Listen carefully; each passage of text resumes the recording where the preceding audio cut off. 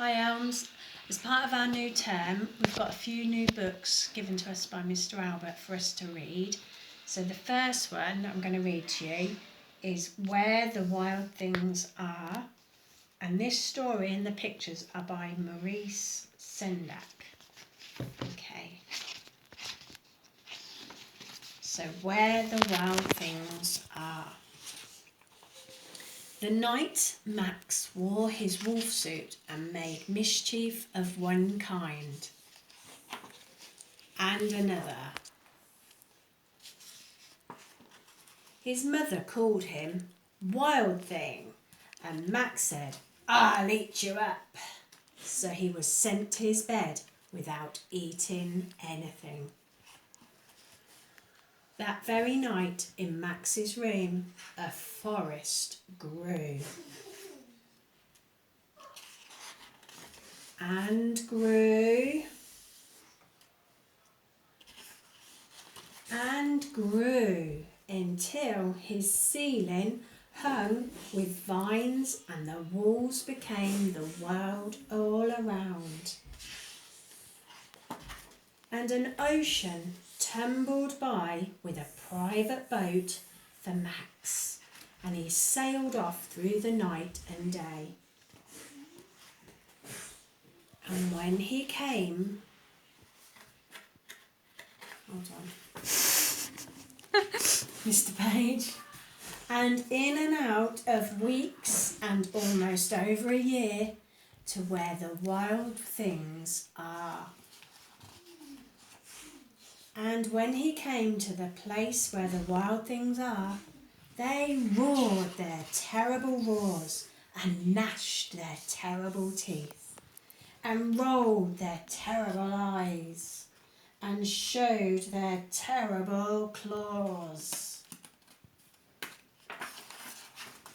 Till Max said, "Be still," and tamed them with the magic trick of staring into all their yellow eyes without blinking once. And they were frightened and called him the most wild thing of all. And they made him king of all wild things. "And now," said Max, "let the wild rumpus start." So you can see them all dancing under the moon. I've got them swinging through the trees. And here he is, the king of the wild things. "Now stop," Max said, and sent the wild things off to bed without their supper.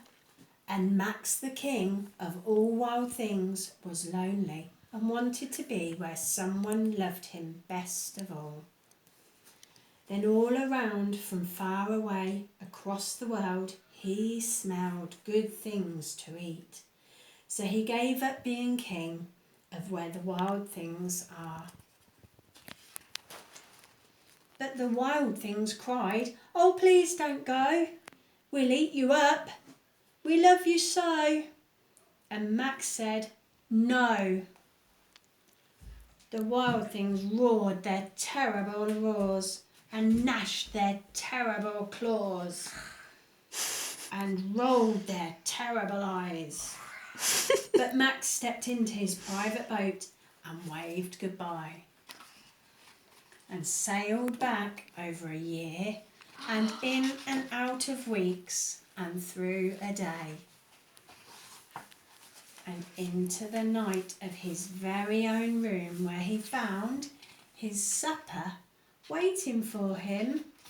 There it is on the table. Yeah. And it was still hot.